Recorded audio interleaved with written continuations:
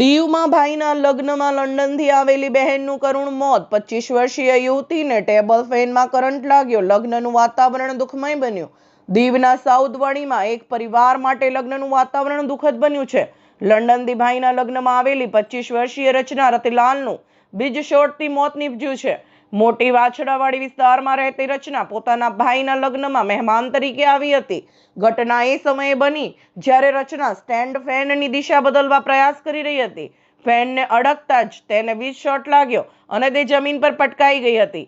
આ દુર્ઘટનામાં તેના માથાના ભાગે ગંભીર ઈજા પહોંચી હતી।